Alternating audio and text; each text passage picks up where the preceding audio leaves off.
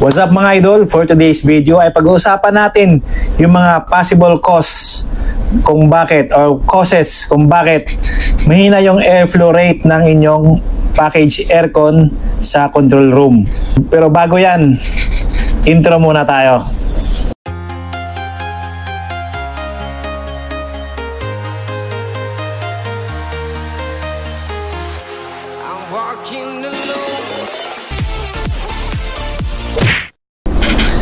Mahina na ba ang airflow rate ng inyong package aircon? Tara, tingnan natin at isa-isahin kung ano nga ba ang mga possible causes nito. So, unahin na natin yung pinakamadali, yung air filter niya, no, sa evaporator. So, tingnan natin kung madumi. Yan, kita nyo yan.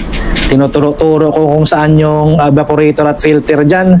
So, kung malinis naman at nalinisan na, at okay naman yung filter at mahina pa rin yung flow rate, doon tayo sa next step. Okay, tingnan natin yung blower fan. Yan, tingnan natin kung malinis ba yung blade or puro kalawang na, or baka wala ng mga fan blade, kaya causes din ito na wala ng flow rate or mahina dahil wala ng mahigop o hihigop ng ating hangin at bubuga, no, sa control room natin. Yan kasi yung nagsa-suction at saka nag-discharge nung ating air or circulation air sa engine room, sa engine room, sa control room.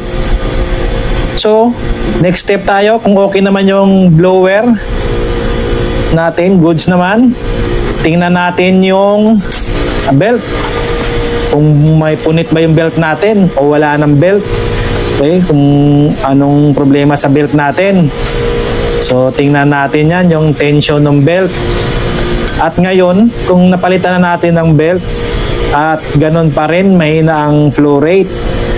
So, yung next step natin, yung hindi pansinin sa lahat.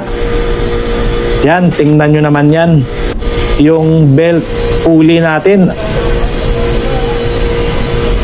Baka kinain na yung pulley natin at malaki na yung wear. So, tingnan nyo naman, tinuro ko yung pulley. So, yan, kapag bago pa yung pulley o okay pa, tingnan mo yung belt, pantay lang, halos pantay. At kung malaki na yung kain ng pulley natin, tingnan mo naman, lubog na yung belt, nakalubog na.